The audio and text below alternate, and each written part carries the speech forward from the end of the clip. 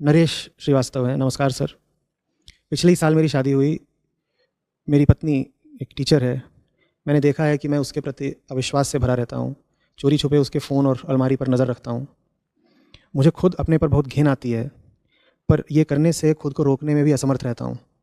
Sir, अपने रिश्ते में विश्वास कैसे पैदा करूँ? अब नरेश, इसमें मैं एक तो तुमको यूं ही सस्ता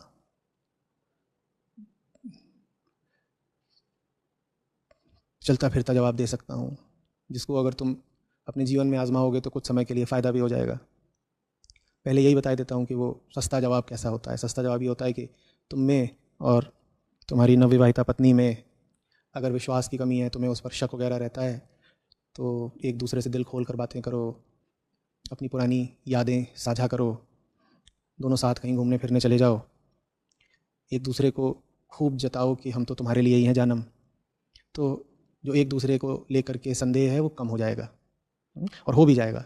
2-3 महीने या 2-3 हफ्ते बड़ा अच्छा लगेगा, क्योंकि तुमने उससे कसम ले ली है कि वो अपनी ज़िंदगी में ऐसा कुछ भी नहीं करेगी जिससे तुम्हारे दिल को चोट लगे।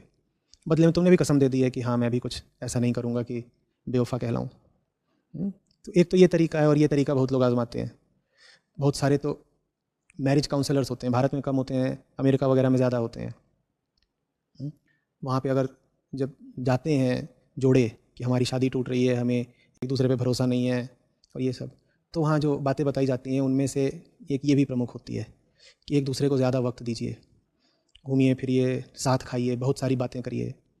और ऐसा करने से कुछ समय के लिए तात्कालिक लाभ तो हो ही जाता है।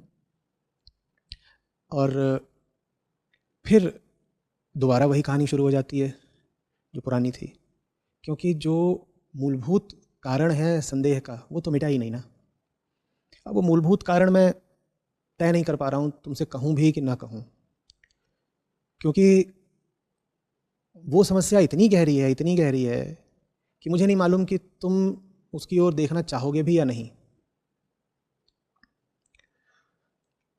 वो जो समस्या है जिसकी वजह से तुम अपनी पत्नी पर शक करते हो, उस समस्या का वास्तव में तुम्हारी पत्नी से कोई लेना देना ही नहीं है। जिन देवी जी से अभी तुम्हारा विवाह हुआ है उनकी जगह कोई और भी होती, तुम उन पर भी शक करते। तो ऐसा नहीं है कि अभी अगर तुम्हारी पत्नी का नाम मालती है तो तुम्हें मालती पर शक है। तुम्हारी पत्नी का नाम अगर माला होता तो तुम्हें माला पर भी शक होता। तो बात एक व्यक्ति की नहीं है, और बात एक संबंध की भी नहीं है। ऐसा नहीं है कि तुम्हें पत्नी मात्र पर शक है। तुम्हें किस पर शक नहीं है ये बताओ? तुम्हें अपने आप पर शक नहीं है? तुम्हें नौकरी में अपने बॉस पर शक नहीं है? तुम्हें अपने ग्राहकों पर शक नहीं है? तुम्हें अपने भाइयों पर, अपने दोस्तों पर, यहाँ तक कि अपने अभिभावकों पर भी शक नहीं है? क्या तुम्हें किस पर शक नहीं है? रात में कोई दरवाज़ा खटखटा देता है, तुम्हें शक नहीं हो जाता? वो शक क्यों है? वो शक इसलिए है क्योंकि कुछ पता नहीं। अगर तुम्हें पता होता है तो तुम्हें शक थोड़ी होता है। तुम्हारे सामने गणित का कोई सवाल रखा है, तुम्हें उसका जवाब पता है, तो तुम ये थोड़ी कहते हो कि मुझे शक है कि 3 और 5 8 होते हैं। तब तुम शक करते हो क्या? मुझे संदेह हो रहा है कि शायद 3 और 5 8 होते हैं, तुम ऐसा कहते हो क्या? तब तो तुम्हें पता होता है ना। तो जहाँ पता है माने जहाँ ज्ञान है वहाँ संदेह नहीं होता। इसीलिए तो ज्ञान इतनी बढ़िया चीज़ होती है। वो तुम्हें संदेह के दुख से मुक्ति दिला देती है, और संदेह बहुत बड़ा दुख होता है। एक आदमी लगातार संदेह में घिरा हुआ है, वो सोचो कैसा दुखी जीवन जी रहा होगा।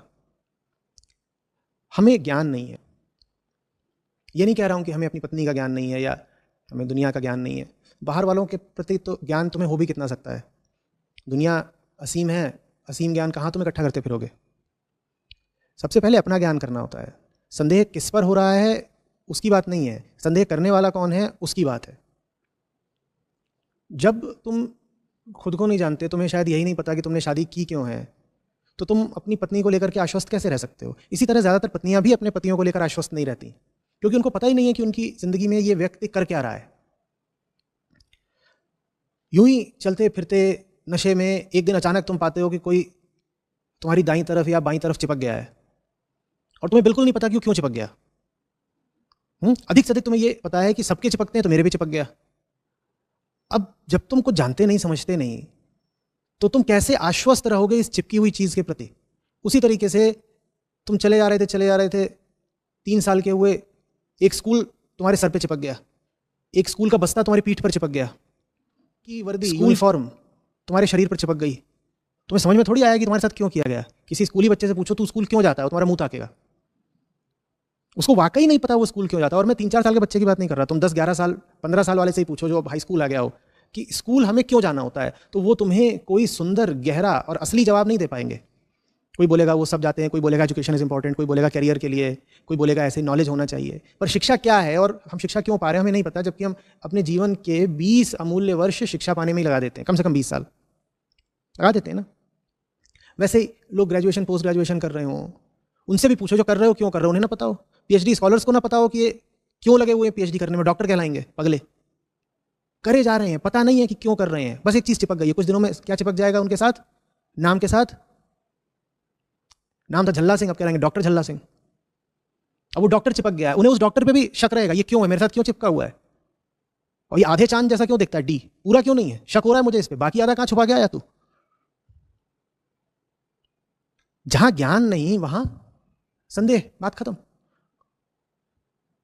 और वैसे ही फिर शादियां हो जाती हैं, वैसे ही नौकरियां हो जाती हैं। गए कहीं पर नौकरी कराई, अब गले से पट्टा चिपक गया है, अब गले में पट्टा लटकाए घूम रहे हैं, जो कार्ड होता है स्वाइप करने के लिए। क्यों लटका रखा है ये गले में, बताओ तो सही, तुम्हें क्यों चाहिए। पर नहीं, बड़े उत्साह में और बड़े आत्मविश्वास में फुदक रहे हैं इधर से उधर, नई नई नौकरी लगी है, हाथ में ऑफर लेटर चिपक गया है, होठों पर मुस्कान चिपक गई है। थोड़ी दिनों में पाते हैं कि कानों पे बॉस की गालियां चिपक गई हैं। पता कुछ भी नहीं है ये क्यों हो रहा है मेरे साथ। जानते हो वेदांत यही तो कहता है कि जीव की दशा ही यही है कि मुक्त आत्मा पर तमाम तरह की मूर्खताएं चिपका दी जाती हैं, और जब मुक्त आत्मा पर मूर्खताएं चिपक जाती हैं तो आत्मा फिर कहलाती है जीवात्मा। ये जो मूर्खताएं हैं ये वास्तविक नहीं है, नकली हैं।